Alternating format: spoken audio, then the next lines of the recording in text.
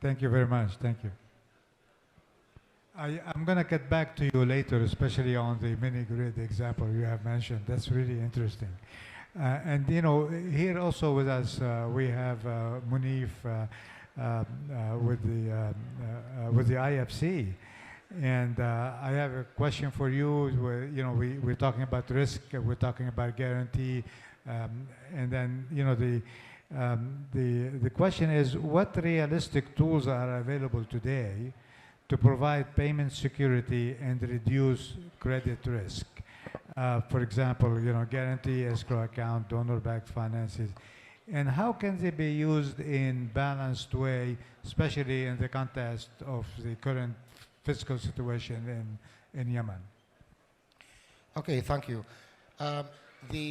The major risk for the private sector in operating in Yemen would be the offtake risk. So the best assurance for the private sector is to find a reliable and trustworthy partner in the government. We've been working with the governments for some time, and we see dynamism in the government where they are working and taking serious steps to be the right partner and to send the right signals to the market. In terms of de-risking tools, we have several tools that can be utilized in order to de-risk any investment and to attract foreign investments or domestic investments into the sector.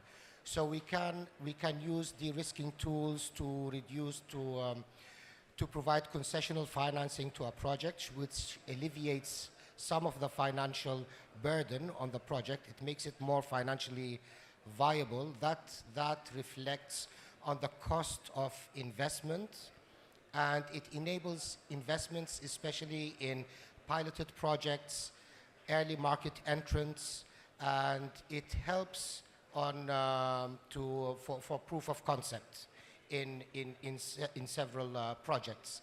So these can be done to promote and to catalyze investments in a certain direction, and this is where the entire country with the Ministry of Electricity and the Yemeni government is going in order to promote investments in rural and urban areas. We can also talk about some of the tools that we utilize here in the World Bank Group. We can provide first loss guarantees on projects, on certain projects.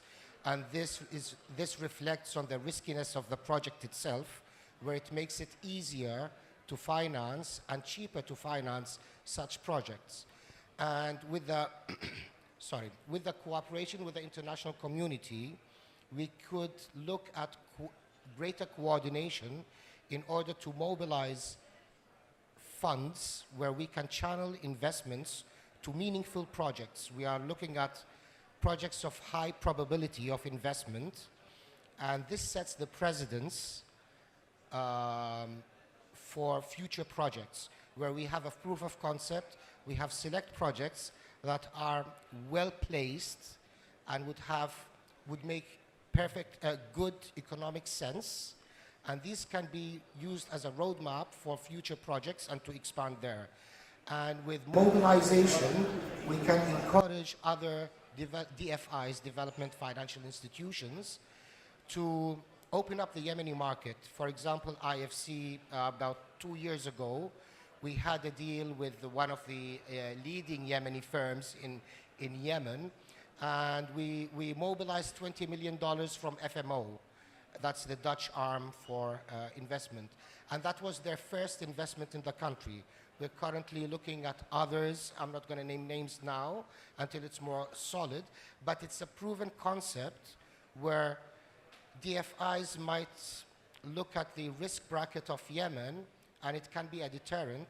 So under the umbrella of an organization and a multilateral institution that has already worked in Yemen, is already familiar with the risk bracket and the drivers of risk and fragility in the country, it can open up the door for them to invest with others. And then in the future, our aim is to open up the Yemeni market so that DFIs and other investors, providers of capital, can do it on their own. So the aim is to open up the market. But I want to underline that the best and the most effective de-risking tool is the Yemeni government, where if the private sector can find in the Yemeni government the right partner to work with, that would be the underlying foundation for any investment.